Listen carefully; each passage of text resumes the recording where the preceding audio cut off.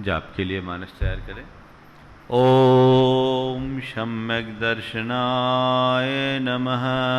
ओम सम्यक दर्शनाय नमः। ओम सम्यक ज्ञानाय नमः। ओम सम्यक ज्ञानाय नमः। ओम सम्यक चारित्राय नमः। ओम सम्यक चारित्राय नमः। ओम ह्रीं जगत शांतिकराय श्री शांतिनाथाय नमः। सर्वपद्म शांतिं कुरु कुरु स्वाहा। ओम ह्रीं जगत शांतिकराय श्री शांतिनाथाय नमः। सर्वोपद्रव शांतिं कुरु कुरु स्वाहा। ओम ह्रीं जगत शांतिकराय श्री शांतिनाथाय नमः। सर्वपद्म शांतिं कुरु कुरु स्वाहा। ओम ह्रीं जगत शांतिकराय श्री शांतिनाथाय नमः। सर्वोपद्रव शांतिं कुरु कुरु स्वाहा। ओम ह्रीं जगत शांतिकराय श्री शांतिनाथाय नमः। सर्वपद्म शांतिं कुरु कुरु स्वाहा। ओम ह्रीं जगत शांतिकराय श्री शांतिनाथाय नमः। सर्वोपद्रव शांतिं कुरु कुरु स्वाहा। ओम ह्रीं जगत शांतिकराय श्री शांतिनाथाय नमः। सर्वपद्म शांतिं कुरु कुरु स्वाहा। ओम ह्रीं जगत शांतिकराय श्री शांतिनाथाय नमः। सर्वोपद्रव शांतिं कुरु कुरु स्वाहा। ओम ह्रीं जगत शांतिकराय श्री शांतिनाथाय नमः। सर्वपद्म शांतिं कुरु कुरु स्वाहा। ओम ह्रीं जगत शांतिकराय श्री शांतिनाथाय नमः। सर्वोपद्रव शांतिं कुरु कुरु स्वाहा। ओम ह्रीं जगत शांतिकराय श्री शांतिनाथाय नमः। सर्वपद्म शांतिं कुरु कुरु स्वाहा। ओम ह्रीं जगत शांतिकराय श्री शांतिनाथाय नमः। सर्वोपद्रव शांतिं कुरु कुरु स्वाहा। ओम ह्रीं जगत शांतिकराय श्री शांतिनाथाय नमः। सर्वपद्म शांतिं कुरु कुरु स्वाहा। ओम ह्रीं जगत शांतिकराय श्री शांतिनाथाय नमः। सर्वोपद्रव शांतिं कुरु कुरु स्वाहा। ओम ह्रीं जगत शांतिकराय श्री शांतिनाथाय नमः। सर्वपद्म शांतिं कुरु कुरु स्वाहा। ओम ह्रीं जगत शांतिकराय श्री शांतिनाथाय नमः। सर्वोपद्रव शांतिं कुरु कुरु स्वाहा। ओम ह्रीं जगत शांतिकराय श्री शांतिनाथाय नमः। सर्वपद्म शांतिं कुरु कुरु स्वाहा। ओम ह्रीं जगत शांतिकराय श्री शांतिनाथाय नमः। सर्वोपद्रव शांतिं कुरु कुरु स्वाहा। ओम ह्रीं जगत शांतिकराय श्री शांतिनाथाय नमः। सर्वपद्म शांतिं कुरु कुरु स्वाहा। ओम ह्रीं जगत शांतिकराय श्री शांतिनाथाय नमः। सर्वोपद्रव शांतिं कुरु कुरु स्वाहा। ओम ह्रीं जगत शांतिकराय श्री शांतिनाथाय नमः। सर्वपद्म शांतिं कुरु कुरु स्वाहा। ओम ह्रीं जगत शांतिकराय श्री शांतिनाथाय नमः। सर्वोपद्रव शांतिं कुरु कुरु स्वाहा। ओम ह्रीं जगत शांतिकराय श्री शांतिनाथाय नमः। सर्वपद्म शांतिं कुरु कुरु स्वाहा। ओम ह्रीं जगत शांतिकराय श्री शांतिनाथाय नमः। सर्वोपद्रव शांतिं कुरु कुरु स्वाहा। ओम ह्रीं जगत शांतिकराय श्री शांतिनाथाय नमः। सर्वपद्म शांतिं कुरु कुरु स्वाहा।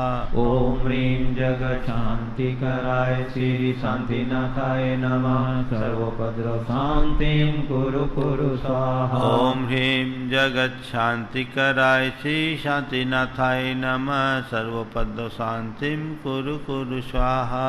ओम ह्रीं जगत शांतिकराय श्री शांतिनाथाय नमः।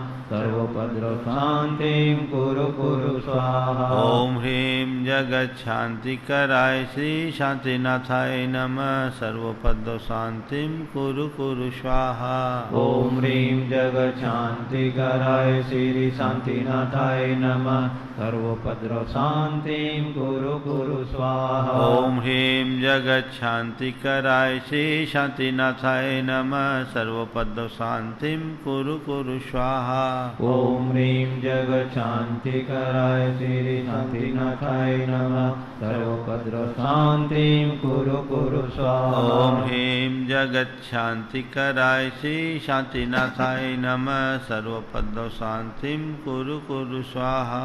ओम ह्रीं जगच्छान्तिकराय श्री शांतिनाथाय नमः सर्वोपद्रव शांतिं कुरु कुरु स्वाहा। ओम ह्रीं जगच्छान्तिकराय श्री शांतिनाथाय नमः सर्वपद शांतिं कुरु कुरु स्वाहा। ओम ह्रीं जगच्छान्तिकराय श्री शांतिनाथाय नमः सर्वोपद्रव शांतिं कुरु कुरु स्वाहा। ओम ह्रीं जगच्छान्तिकराय श्री शांतिनाथाय नमः सर्वपद शांतिं कुरु कुरु स्वाहा। ओम ह्रीं जगच्छान्तिकराय श्री शांतिनाथाय नमः सर्वोपद्रव शांतिं कुरु कुरु स्वाहा। ओम ह्रीं जगच्छान्तिकराय श्री शांतिनाथाय नमः सर्वपद शांतिं कुरु कुरु स्वाहा। ओम ह्रीं जगच्छान्तिकराय श्री शांतिनाथाय नमः सर्वोपद्रव शांतिं कुरु कुरु स्वाहा। ओम ह्रीं जगच्छान्तिकराय श्री शांतिनाथाय नमः सर्वपद शांतिं कुरु कुरु स्वाहा। ओम ह्रीं जगच्छान्तिकराय श्री शांतिनाथाय नमः सर्वोपद्रव शांतिं कुरु कुरु स्वाहा। ओम ह्रीं जगच्छान्तिकराय श्री शांतिनाथाय नमः सर्वपद शांतिं कुरु कुरु स्वाहा। ओम ह्रीं जगच्छान्तिकराय श्री शांतिनाथाय नमः सर्वोपद्रव शांतिं कुरु कुरु स्वाहा। ओम ह्रीं जगच्छान्तिकराय श्री शांतिनाथाय नमः सर्वपद शांतिं कुरु कुरु स्वाहा। ओम ह्रीं जगच्छान्तिकराय श्री शांतिनाथाय नमः सर्वोपद्रव शांतिं कुरु कुरु स्वाहा। ओम ह्रीं जगच्छान्तिकराय श्री शांतिनाथाय नमः सर्वपद शांतिं कुरु कुरु स्वाहा। ओम ह्रीं जगच्छान्तिकराय श्री शांतिनाथाय नमः सर्वोपद्रव शांतिं कुरु कुरु स्वाहा। ओम ह्रीं जगच्छान्तिकराय श्री शांतिनाथाय नमः सर्वपद शांतिं कुरु कुरु स्वाहा। ओम ह्रीं जगच्छान्तिकराय श्री शांतिनाथाय नमः सर्वोपद्रव शांतिं कुरु कुरु स्वाहा। ओम ह्रीं जगच्छान्तिकराय श्री शांतिनाथाय नमः सर्वपद शांतिं कुरु कुरु स्वाहा।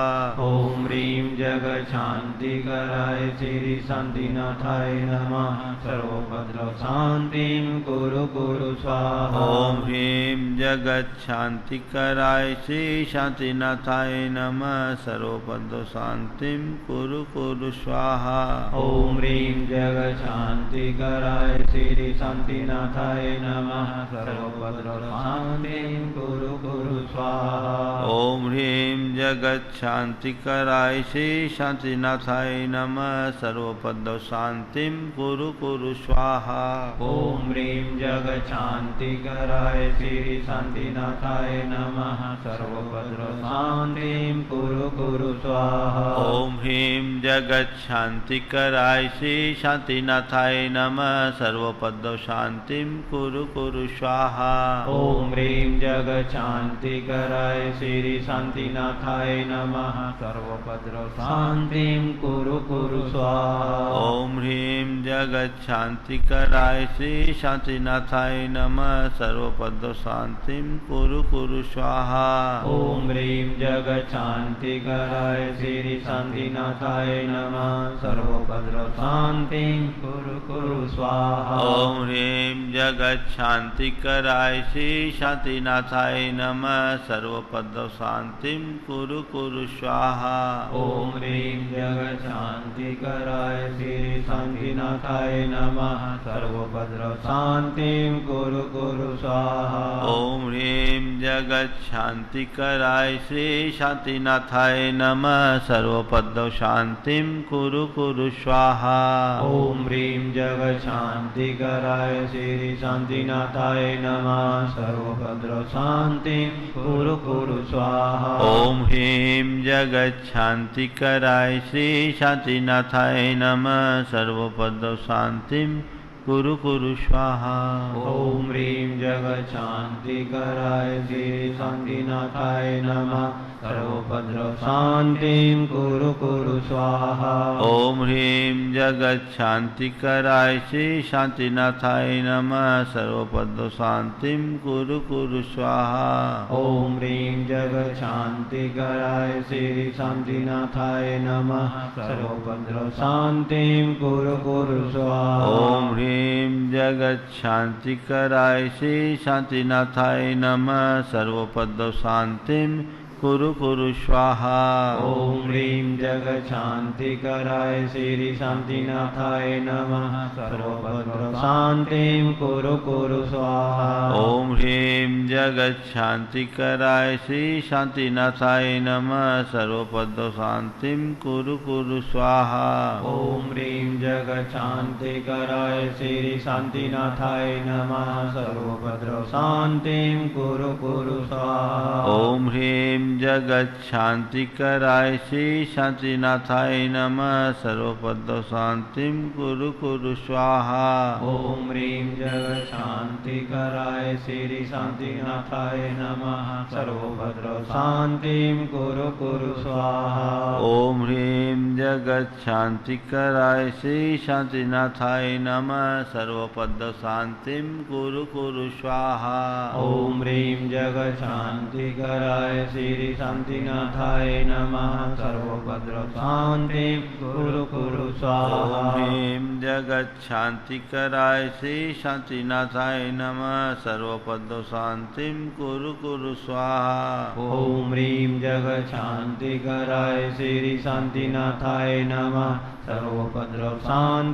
कुरु कुरु स्वाहा। ओम ह्रीं जगच्छान्तिकराय श्री शांतिनाथाय नमः सर्वोपद्रव शांतिं कुरु कुरु स्वाहा। ओम ह्रीं जगच्छान्तिकराय श्री शान्तिनाथाय नमः सर्वोपद्रवशान्तिं कुरु कुरु स्वाहा। ओम ह्रीं जगच्छान्तिकराय श्री शांतिनाथाय नमः सर्वोपद्रव शांतिं कुरु कुरु स्वाहा। ओम ह्रीं जगच्छान्तिकराय श्री शान्तिनाथाय नमः सर्वोपद्रवशान्तिं कुरु कुरु स्वाहा। ओम ह्रीं जगच्छान्तिकराय श्री शांतिनाथाय नमः सर्वोपद्रव शांतिं कुरु कुरु स्वाहा। ओम ह्रीं जगच्छान्तिकराय श्री शान्तिनाथाय नमः सर्वोपद्रवशान्तिं कुरु कुरु स्वाहा। ओम ह्रीं जगच्छान्तिकराय श्री शांतिनाथाय नमः सर्वोपद्रव शांतिं कुरु कुरु स्वाहा। ओम ह्रीं जगच्छान्तिकराय श्री शान्तिनाथाय नमः सर्वोपद्रवशान्तिं कुरु कुरु स्वाहा। ओम ह्रीं जगच्छान्तिकराय श्री शांतिनाथाय नमः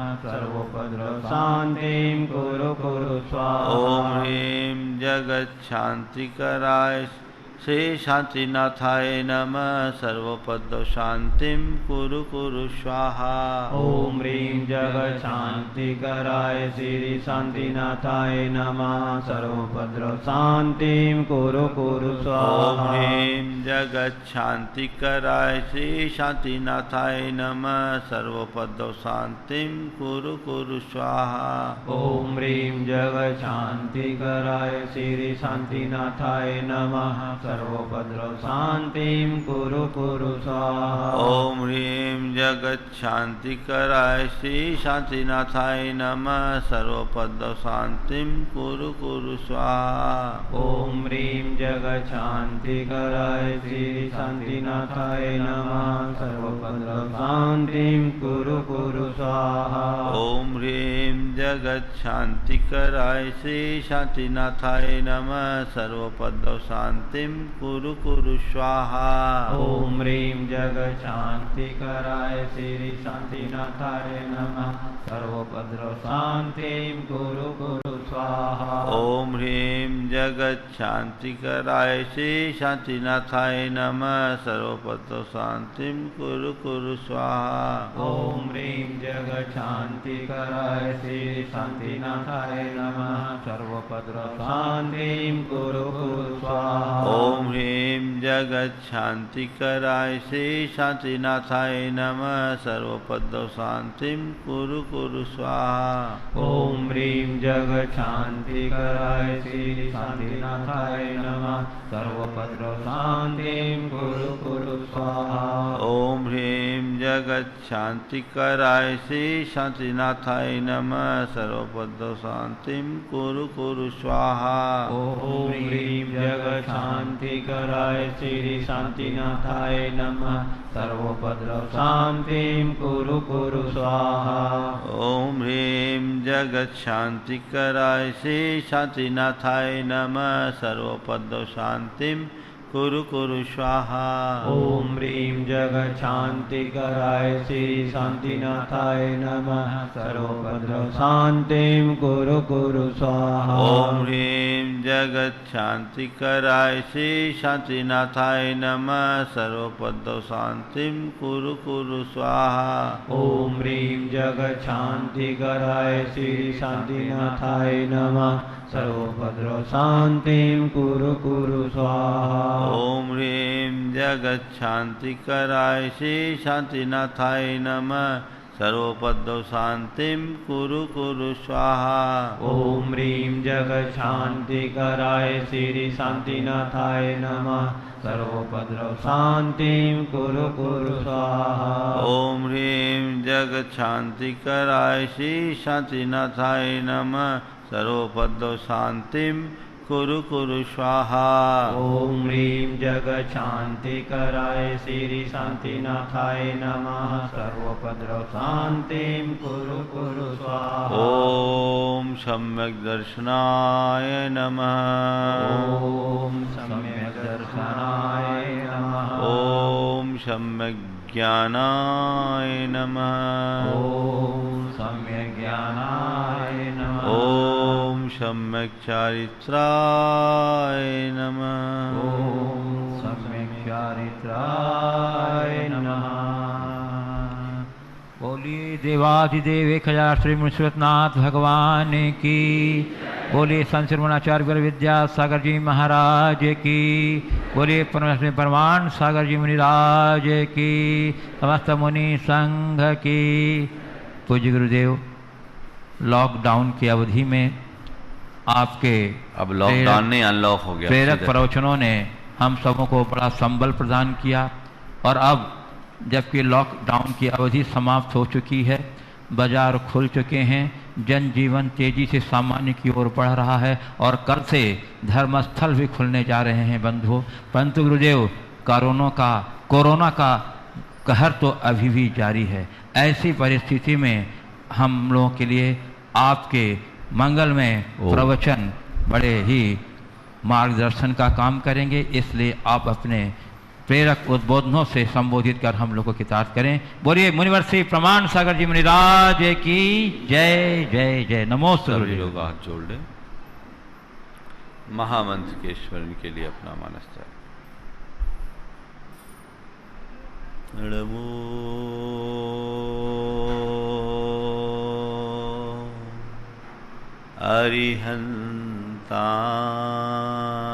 अरिहंताणं। नमो अरिहंताणं। नमो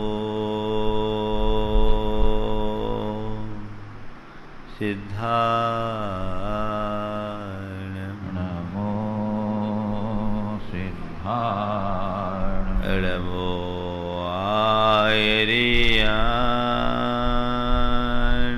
नमो आयर्याणं। नमो वज्रायाणं। नमो वज्रायाणं। नमो लोये सवशाहुनं। नमो लोये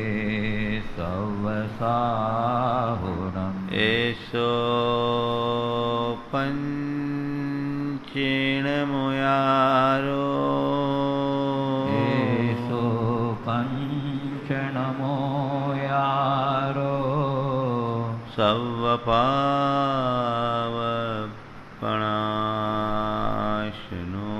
सर्वपावपणाशनो मंगलालं च सव्येशिं मंगलाळं च सव्येशिं पढ़मं होई मंगलम पढ़मं होई मंगलम। जय बोलो देवादिदेव 1008 श्री भगवान महावीर स्वामी की जय जय जय। अहिंसा परमो धर्म की जय जय जय। परम पूज आचार्य गुरुवर श्री विद्यासागर जी महाराज की जय जय जय। परम पूज्य 108 यूनिवर्सिटी प्रमाण सागर जी मुनिराज की जय जय जय। नमोस्तु गुरुदेव, नमोस्तु गुरुदेव। हमारी चित्त की धारा निरंतर प्रवाहित रहती है। एक धारा है जो बाहर की ओर जाती है और एक धारा है जो भीतर की ओर जाती है। बाहर की ओर जाने वाली धारा हमें प्रायः उलझाती है, भटकाती है, और भीतर की ओर मुड़ने वाली धारा हमें शांति, प्रसन्नता और आनंद देती है। धर्म साधना में और कुछ नहीं करना है, अपनी बाहर की धारा को मोड़कर अंतर्मुखी बनाना है। जैसे ही हमारी धारा का प्रवाह मुड़ता है, हमारे जीवन की दिशा और दशा परिवर्तित हो जाती है। कुंडलपुर में 12 भावनाओं की चर्चा प्रारंभ की थी। बिहार के क्रम में वह प्रवाह अवरुद्ध हो गया। आज उसी प्रवाह को आगे बढ़ा रहा हूं। आश्रव भावना के संदर्भ में चर्चा करते हुए मैंने कहा था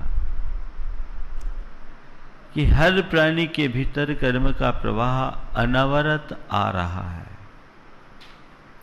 और वह प्रवाह हमारी आत्मा में विकृति उत्पन्न कर रहा है।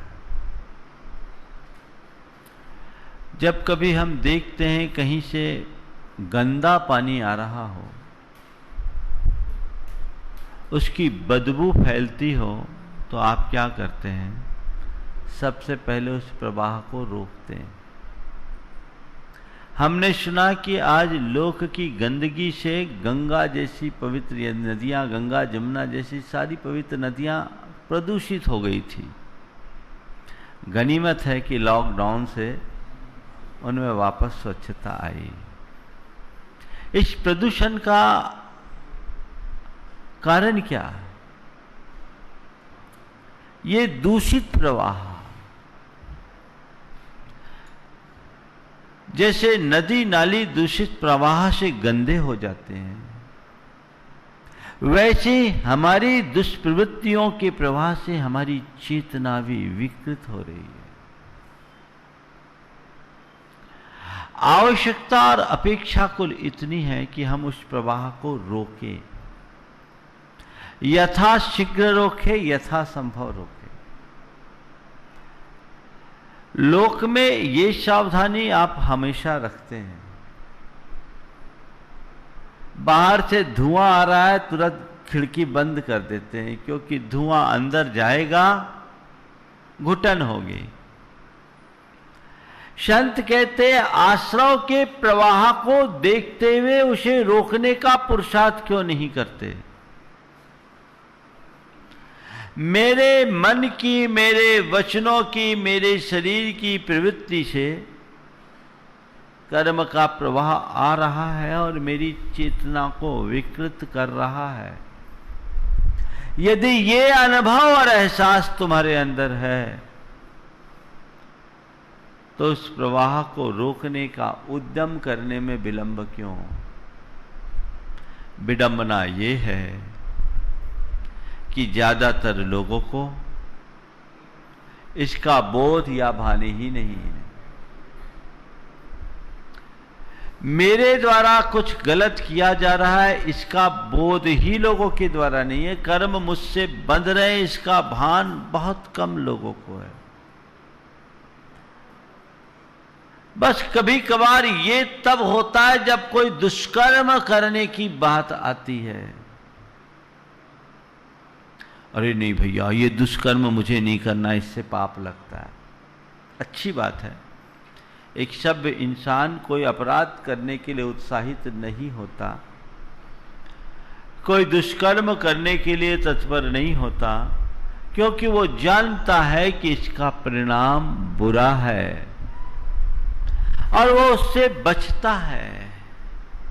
संत कहते दुष्कर्म का परिणाम तो बुरा है ही, पर 24 घंटे चलने वाले खटकर्म का भी तो परिणाम है। उस खटकर्म के प्रति जागरूक कब होगे?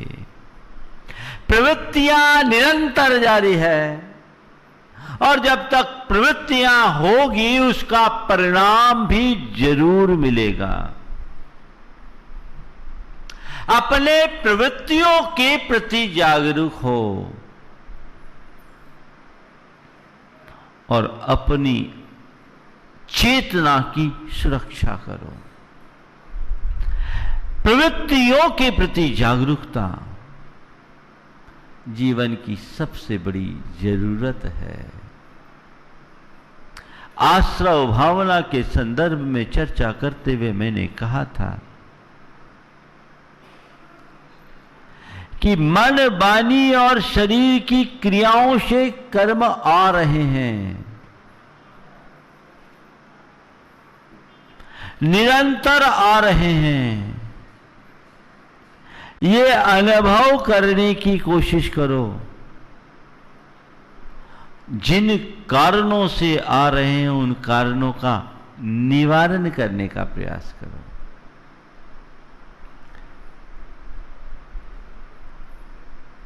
मोह नींद के जोर जगवासी घूमे सदा, कर्म चोर चहोर सर्वस लूटे सुध नहीं।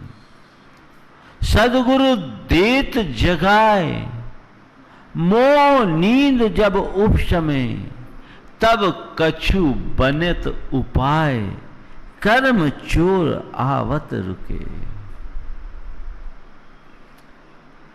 सब मोह की निद्रा में सो रहे हैं, प्रगाढ़ निद्रा है। किसी के घर में अपार खजाना हो,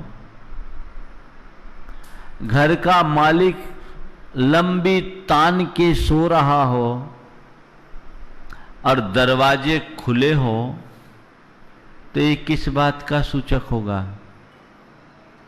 चोरों के निमंत्रण का और क्या होगा, है ना? आपने खुला न्योता दे दिया, चोर आएंगे, सारा खजाना लूट कर ले जाएंगे। ऐसी गलती तो शायद आप लोग नहीं करते। ऐसी गलती नहीं करते। अपने संपत्ति की सुरक्षा के लिए 24 घंटे चौकन्ने रहते हैं। महाराज, हल्का सा खटका भी आता है तो नींद खुल जाती है, चूहा भी कूदता है तो लगता कोई आ तो नहीं गया। कितने जागरूक हैं आप। मैं आपसे इतना ही तो कह रहा हूं कि जागरूक बनो, जागरूकता लाओ।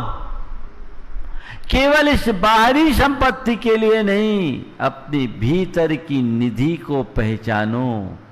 बाहर की संपत्ति तो कोई चुरा भी ले तो दोबारा फिर से उपार्जित की जा सकती है, लेकिन भीतर की संपत्ति के नष्ट हो जाने के बाद दोबारा उसे उद्घाटित कर पाना बहुत कठिन है। बहुत कठिन है। उस निधि को पहचानो। इसलिए मोह की निद्रा त्यागो। एक घर में पति पत्नी सो रहे थे। अचानक धर्म पत्नी को कुछ आहट से हुई, वो चौकन्नी हुई, देखी तो लगा कि कुछ चोर आ रहे हैं। उसने अपनी पति को जगाया, देखो ऐसा लग रहा है अपने घर में कुछ लोग आ रहे हैं, आप उठो। उठता हूं। देखो अपने घर में ही प्रवेश कर रहे हैं, उठ जाओ। उठता हूं। उसने कहा देखो अपने घर के मुख्य कक्ष में प्रवेश कर गए हैं, तिजोरी तोड़ रहे हैं, उठ जाओ। उठता हूं।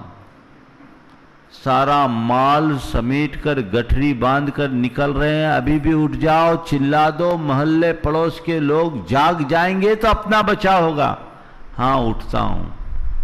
चोर सारा माल लेके चले गए। अब पति देव उठे। क्या बोल रही थी? बोले अब आप सो जाओ, अब सो जाओ। जब सब खो गया तब उठने का क्या मतलब? संत कहते जागो, निद्रा त्यागो। तुम्हारा गुण वैभव क्षण क्षण छीन हो रहा है। तुम्हारी आत्म संपदा को कर्मचोर लूट रहे हैं। इसका कुछ भान है? जिस दिन तुम जाग जाओगे जीवन की दिशा बदल जाएगी। सद्गुरु दीत जगाए, मोह नींद जब उपशमे। गुरुओं के संसर्ग में हर कोई आते हैं, लेकिन जागरूकता हर किसी के अंदर नहीं आती। जिनकी मोह निद्रा उपशमित होती है वे ही गुरुओं के द्वारा जगाए जाने पर जाग पाते हैं। तब कछु बने उपाय, कर्म चोर आवत रुके। नहीं तो ज्यादातर लोग अपने ढर्रे में ही जीते हैं। प्रवचन की सभाओं में जब तक रहे, गुरुओं के सानिध्य में जब तक रहे, तब तक तो फिर भी पुण्य पाप समझ में आता है, अच्छा बुरा समझ में आता है, आत्मा अनात्मा की थोड़ी सुध दिखती है। लेकिन जैसे ही बाहर की हवा लगी, सब हवा। बदलाव चाहिए, जीवन में परिवर्तन। संवर भावना के संदर्भ में आज 4 बातें आप सबसे करूंगा। रोकना, रुकना, मुड़ना और मोड़ना। ये 4 क्रियाएं हैं जो हमारे जीवन के परिष्कार के आधार हैं। संवर करने का मतलब क्या है? रोकना। रोको। किसको रोको? अपनी प्रवृत्तियों को रोको। अपनी प्रवृत्तियों को रोको। प्रवृत्तियों को रोकते ही जीवन बदल जाता है। रोकिए। कहां रोके? कहां रोके? प्रवृत्तियों को रोके, और प्रवृत्तियों के क्रम में सबसे पहले दुष्प्रवृत्तियों को रोको। देखिए रोकने से कैसे संवर होता है। आप कहीं चले जा रहे हैं, किसी व्यक्ति ने आपसे अपशब्द कहे, अभद्र टिप्पणी की, मन में क्या प्रतिक्रिया आती है? एक की जगह 10 सुनाने की ताकत तो है। महाराज पूछो नहीं, हम तो लोडेड स्टेन गन है। एक बार स्टिकर दबा तो धाए धाए धाए धाए धाए धाए चालू होता है। होता है ना? क्या किया आपने? एक क्रिया की प्रतिक्रिया स्वरूप आपने कितने कर्म को बांध लिया। उस घड़ी थोड़ा सा विचार और विवेक जगा और आपने अपने आप को रोक लिया, छोड़ो, बात बढ़ाने से क्या फायदा, बोला ही है, बोलने दो, ऐसा तो बोलते ही रहते हैं। क्या हुआ? क्या हुआ? क्या हुआ?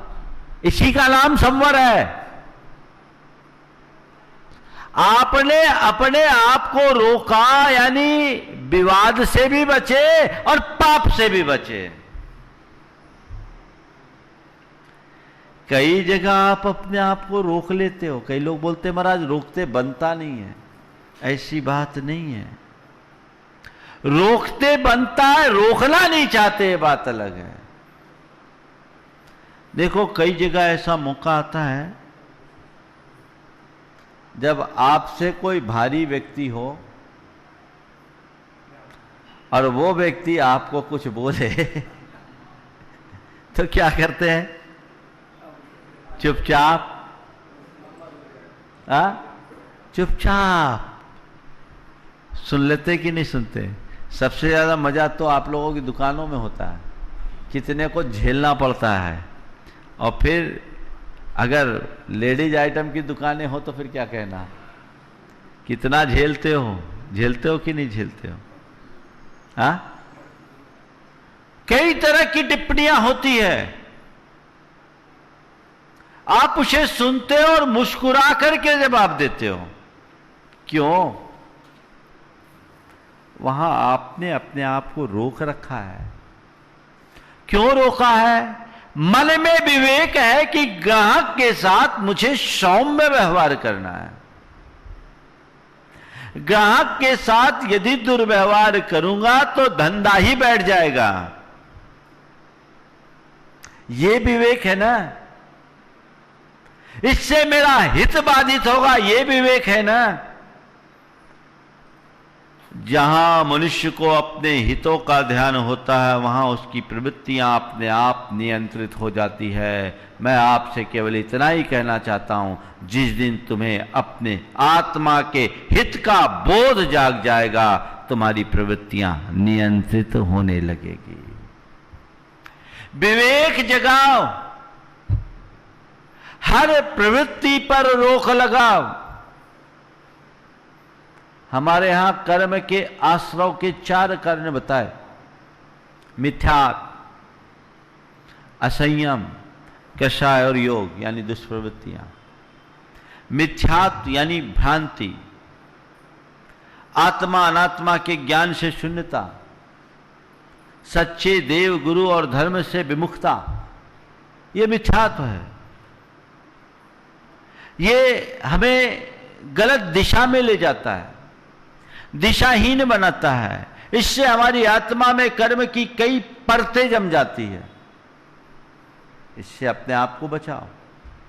दूसरा असंयम, अर्थात पाप और भोगों में रुचि,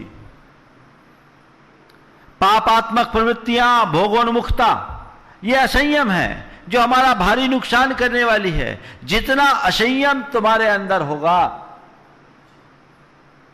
उतना कर्म तुम्हारे साथ जुड़ेगा। और तीसरा है कषाय। इसके परिणाम तो सब जानते ही हैं। 24 घंटे जब जब कषाय भड़कती है आत्मा में विकृति उत्पन्न होती है। हमारे आवेग उद्वेग हमें अशांत बनाते हैं। और योग, हमारी प्रवृत्तियां हैं, प्रवृत्तियां रहेगी, लेकिन दुष्प्रवृत्तियां जो कषाय प्रेरित होती है वो हमारा भारी नुकसान करती है। ये हमारा नुकसान करने वाली ये आश्रव है। आज बात है इससे बचने की। तो बचे कैसे? शास्त्रकार कहते हैं बचने के भी 4 उपाय। सम्मतम देशभयम महभयम च जवो कषायानम। सम्यक तो ग्रहण करो, देशव्रत अनुव्रत अंगीकार करो, महाव्रत अंगीकार करो और कषायों को जीतने की चेष्टा करो। ये आश्रव को रोकने वाले। रोकने के लिए ये सब हमें बुद्धिपूर्वक अपनाना पड़ेगा। यदि मेरा चित्त अंधविश्वासों से घुरा है, यदि मेरे मन में कर्म कांडों के प्रति आस्था जुड़ी हुई है, मैं कर्म के चक्र से बच ही नहीं सकता। मुझे अपनी धारा मोड़नी पड़ेगी, बुद्धिपूर्वक मोड़नी पड़ेगी। अब मैं सम्यक्त के रास्ते पर चलूंगा। भटक चुका था, जब तक मुझे मालूम नहीं था तब तक उस रास्ते पर चला, अब मुझे मालूम पड़ गया तो अब एक कदम भी उस रास्ते पर मुझे नहीं चलना। इसी विश्वास और अवधारणा का नाम तो सम्यक्त है। अभी तक मैं संसार को ही सब कुछ मानता था, पाप को ही उपादेय मान करके चलता था, मुझे ज्ञान नहीं था। अब मेरी आंखें खुल गई गुरु की कृपा से, अब मुझे उस रास्ते पर नहीं चलना। सम्यक्त है, आत्मा और अनात्मा का भेद विज्ञान मुझे करना है। सच्चे देव गुरु और धर्म का अनुरागी बनना है, उनके चरणों में समर्पित होकर के चलना है। जैसे इधर झुके तुम हिंसा और राग के दोष से अपने आप को बचा लोगे और अहिंसा और वीतरागता के उपासक बनोगे। ये एक मार्ग है, तो सम्यक्त को अंगीकार करे। फिर कहा देश व्रत और महाव्रत। छोटा छोटा व्रत संकल्प रोकना है। देश व्रत का मतलब वही नहीं जो हम सुनते हैं, जो हमारे एक प्रतिमाधारी इतना इतना करने के बाद होता है। देश व्रत यानी छोटा व्रत, थोड़ा सा भी व्रत। व्रत यानी संकल्प, प्रतिज्ञा, तुम्हें पाप से बचाता है। लो एक छोटा सा भी, इससे आत्म नियंत्रण जगता है। इसके बिना आत्मशुद्धि भी संभव नहीं। पापों को जिस स्तर पर रोकने की स्थिति बने, रोको, ससंकल्प रोको। अपने आप को नियमों में बांधोगे तो रोक लोगे, और नियमों में नहीं बांधोगे तो रोकने में सक्षम नहीं होगे। आप बहुत सारे लोग हैं जिनके जन्म से कुछ संस्कार है और संकल्प है। उस संकल्प के विरुद्ध कैसी भी परिस्थितियां निर्मित होती है, आपका मन कभी नहीं चलता। कोई व्यक्ति जो जैन है कभी भी अभक्ष भक्षण की तरफ देखता नहीं, मांस भक्षण की तरफ कल्पना भी नहीं करता। क्यों? क्योंकि उसका संकल्प है और वैसे संस्कार है ना।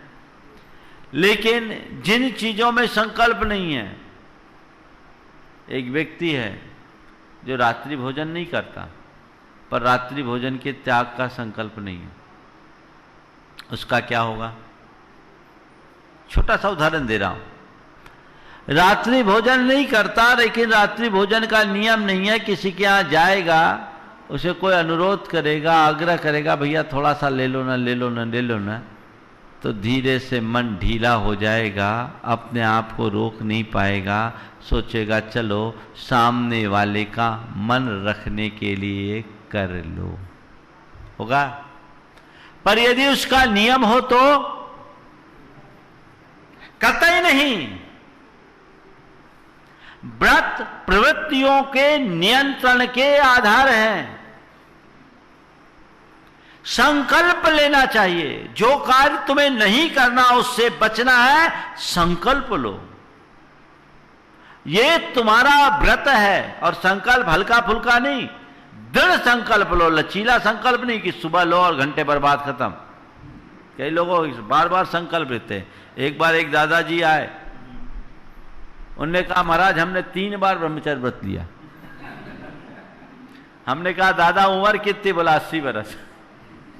अब वो 80 वर्ष की उम्र में 3 बार ले चुका। हम बोले अब तो एक ही बार पर्याप्त थी, अब तुम 30 बार भी लोगे तो कुछ नहीं होगा।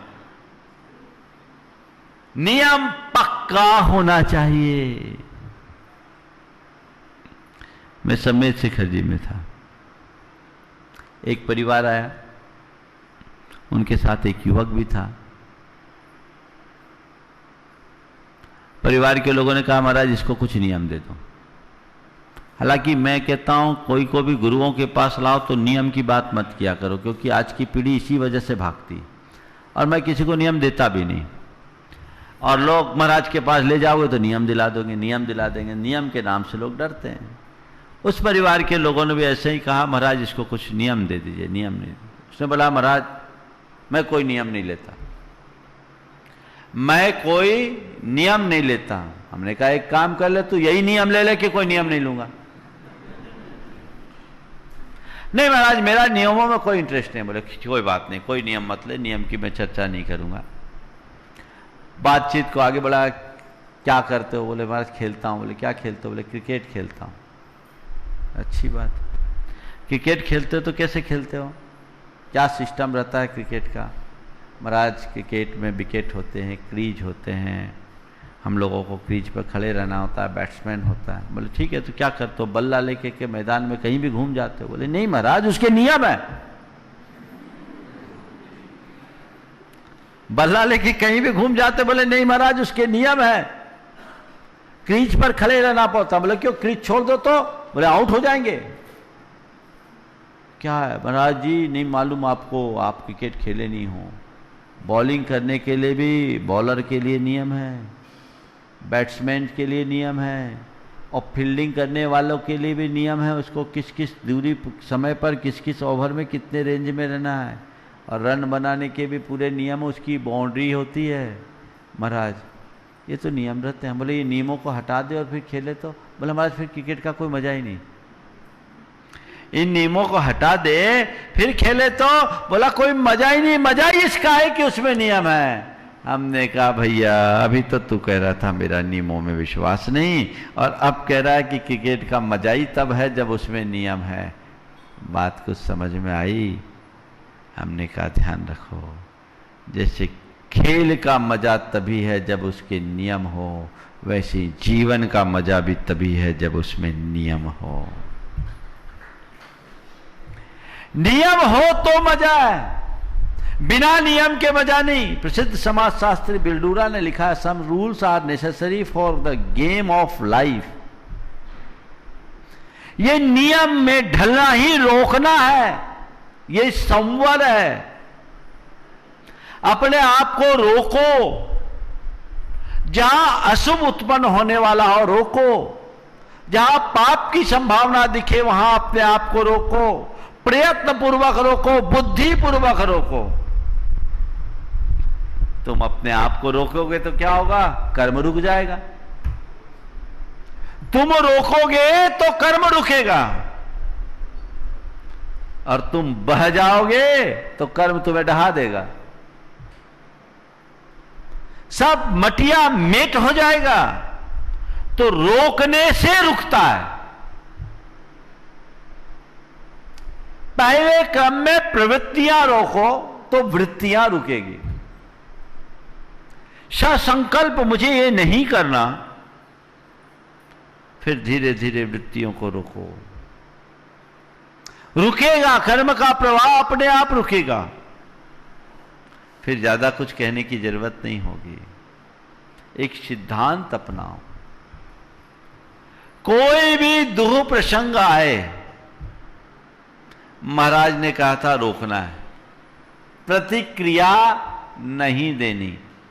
तुम बहुत बड़े बड़े व्रत संयम की बात मैं करूं तो करोगे नहीं, पर व्यवहार को संयत बनाने का सूत्र तो अपना सकते हो।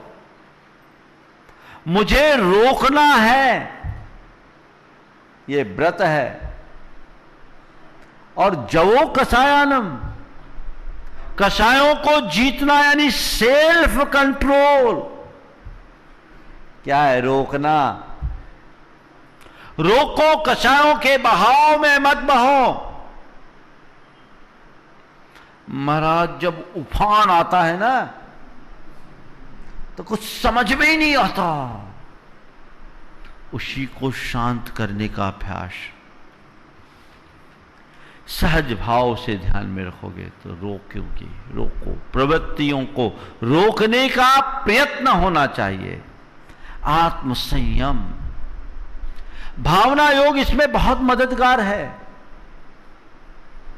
यदि आप विधि पूर्वक ऐसा नियमित करेंगे तो कुछ दिन में आप पाएंगे कि आपके अंदर कैसी सकारात्मकता उत्पन्न हुई है और आपने आप पर आप नियंत्रण लाने में कितने सक्षम हो गए।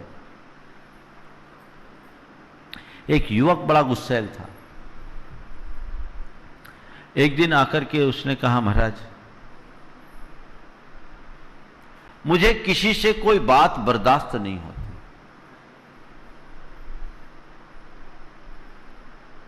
बातचीत के क्रम में मैंने उससे कहा,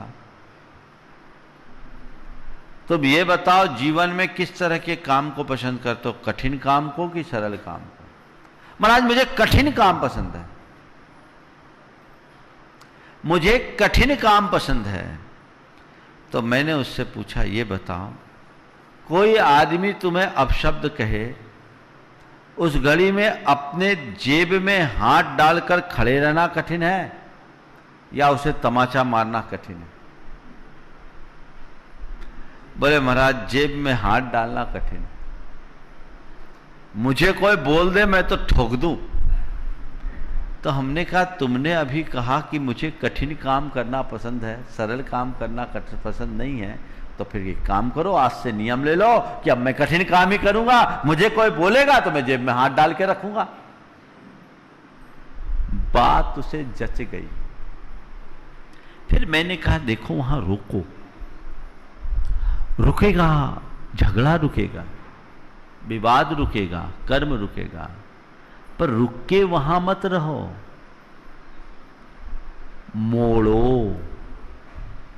मुड़ना और मोड़ना,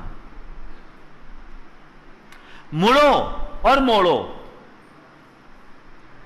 पहले मुड़ जाओ, जिस रास्ते पर मैं चल रहा था अब उस रास्ते पर नहीं चलना है, लक्ष्य बनाओ, अपने आप मुड़ जाओ। एक बार उधर पीठ दिखा लोगे तो काम खत्म। लेकिन उसके बाद भी मन के संस्कार हैं जो बार बार इधर उधर भागते हैं, तो प्रयत्न पूर्वक मोड़ो। मैंने उससे कहा कि जब भी ऐसी बात आए अपने आप को मोटिवेट करो कि नहीं, मुझे शांत रहना है, मुझे शांत रहना है, मुझे शांत रहना है, मुझे संयम रखना है, मुझे संयम रखना है, मुझे संयम रखना है। व्यर्थ झगड़ा नहीं बढ़ाना, मुझे शांत रहना है, मुझे संयम रखना है, मुझे शांत रहना है, मुझे संयम रखना है। इस भाव धारा से अपने मन को मोड़ दो, मोड़ते ही खेल बदल जाएगा। देखिए, कभी कभी आपने अपने जीवन में अनुभव किया होगा, किसी व्यक्ति पर बहुत जोर से गुस्सा आया हो और अचानक उसने कोई ऐसी हरकत कर दी कि आपका मूड बदल गया, या ऐसा कुछ घट गया कि मूड बदल गया। गुस्सा होता है, ठंडा हो जाता है ना, हाँ? गुस्सा ठंडा, क्या हुआ? मूड बदल गया। यानी क्या हुआ? आपने अपने आप को मोड़ लिया। तो मूड बदलने की कला सीखिए। स्वयं को मोड़ने के दो रास्ते हैं। जिनका अभ्यास होता है वो अपने आप अपना रास्ता मोड़ देते हैं, और जिनका अभ्यास नहीं होता वो दूसरों के मार्गदर्शन या उनको अतिरिक्त मोटिवेशन की जरूरत होती है, तब मोड़ते हैं। मन को मोड़ना पड़ता है, मन बार बार भागेगा। मन को मोड़ने के दो रास्ते हैं, एक है प्रवाह परिवर्तन और दूसरा है सम्यक दिशा दर्शन। प्रवाह परिवर्तन, जब मन में बहुत उफान हो, आवेग हो, उद्वेग हो, अशांति हो, उस मन के डायरेक्शन को मोड़ दो। जैसे कहीं तेज धार बह रही हो, उस धार को रोकना एकदम से संभव नहीं है, लेकिन उस धारा को डाइवर्ट किया जा सकता है, किया जा सकता है ना। ऐसे ही मन में अगर आवेग उद्वेग आ रहा है, एकदम से रोकना चाहो तो नहीं रुकेगा, लेकिन डायरेक्शन को बदला जा सकता है। डायरेक्शन चेंज करो। क्या करो? कुछ अच्छा पढ़ने लगो, कुछ अच्छा सुनने लगो, कुछ अच्छी बातें करने लगो। थोड़ी देर में वो उफान शांत होगा। उफान शांत होगा। और जब उफान शांत हो जाए तो सम्यक दिशा दर्शन दो कि नहीं, ये कार्य मेरे योग्य नहीं है, ये मुझे नहीं करना चाहिए। मन नियंत्रित होगा, मन मुड़ जाएगा। ये दोनों रास्ते अपनाने चाहिए। इसी को आज की भाषा में कहा जाता ऑटो सजेशन। जैन साधना में इसका बहुत प्रयोग हुआ है पुरातन काल से। तो अपने चित्त की धारा को मोड़ो। मोड़ने के लिए जो संभव उपाय है वो करने की कोशिश करो। एक बार गुरुदेव हम लोगों को प्रतिक्रमण पढ़ा रहे थे, प्रतिक्रमण का अर्थ बता रहे थे। मैंने पूछा, गुरुदेव मन अगर उद्विग्न हो तो क्या करना चाहिए? उन्होंने कहा विजित मना के शरण में चले जाना चाहिए। विजित मना यानी जिनने मन को जीत लिया, गुरु के या प्रभु की शरण में चले जाओ, मन शांत हो जाएगा। तो मन जब अशांत हो उस समय आप उसे मोड़िए, उस स्थान को छोड़िए, उस कार्य को छोड़िए, अच्छा कार्य करना शुरू कर दीजिए, अच्छे वातावरण में चले जाइए। थोड़ी देर में वो उफान शांत होगा और फिर मन को मोटिवेट करके आप अपना रास्ता तय करने में समर्थ हो जाएंगे और आश्रय से बच जाएंगे। ये मोड़ना है, सब प्रयत्न मोड़ना पड़ेगा। देखिए आप लोग नल खोलते हैं ना, तो नल को खोलने के लिए क्या करना पड़ता है? नल को बाहर की तरफ टोटी घुमाते हैं तो नल खुल जाता है, पानी आने लगता है। और बंद करने के लिए क्या करते हैं? कैसे करते हैं? भीतर की तरफ मोड़ते हैं। टोटी को भीतर की तरफ मोड़ोगे प्रवाह बंद होगा, और बाहर की तरफ खोलोगे पानी आने लगेगा। रोज करते हो ना ऐसा? तो बस मैं यही कहता हूं, अपने चित्त की टोटी को भीतर की तरफ मोड़ दो, कर्म का प्रवाह वहीं थम जाएगा, वहीं थम जाएगा। फिर ज्यादा कुछ कहने और करने की जरूरत नहीं पड़ेगी। एक सूत्र रखो कि बस मैं जितना सहन करूंगा उतना संवर होगा। यदि मेरे साथ कोई दुर्व्यवहार कर रहा है तो मुझे कर्म का संवर करने का अवसर दे रहा है। मेरे साथ यदि कोई बुरी परिस्थिति निर्मित हो रही है, क्षमता रखकर मैं कर्म काटने का मौका पा रहा हूं। इतनी सी तो समझ चाहिए। इष्टानिष्ट संयोग वियोग में स्थिरता जीवन की सबसे बड़ी साधना है। यह अभ्यास होना चाहिए। पर पल पल में लोग खिन्न हो जाते हैं। छोटी छोटी सी बातें लोगों को उद्वेलित कर देती है। वो भूल जाते हैं कि इससे हमारा कितना बड़ा नुकसान है, पराभव है, हार है। ये हमें समझना चाहिए। उस अनुरूप दृष्टि जगाइएगा तो निश्चित रूप से हम कर्मों के संवर करने में समर्थ हो जाएंगे और अपने जीवन को सुंदर बना सकेंगे। ये संवर की तरफ हमारी दृष्टि हर पल होनी चाहिए। कुछ भी हो, बस मुझे संवर करना है, मुझे रोकना है, रुकना है, मोड़ना है और मुड़ना है। बस ये चारों क्रियाएं छोटे छोटे शब्द हैं, इन्हें ध्यान में रखेंगे तो वह हमारे जीवन के लिए वरदान बनेगी। सभी के जीवन में वो संवर का भाव प्रकट हो। यद्यपि परम संवर के अधिकारी महामुनिराज होते हैं, लेकिन संवर भावना का मतलब कुल यही है कि हम इन बातों को आत्मसात कर सके और जीवन व्यवहार में जो छोटी छोटी बातों में खोटे कर्मों का संचय करते हैं उससे बचा जा सके। सभी के जीवन में वैसा ही संवर हो। इसलिए बोलो परम पूज्य आचार्य गुरुवर श्री विद्यासागर जी महाराज की जय।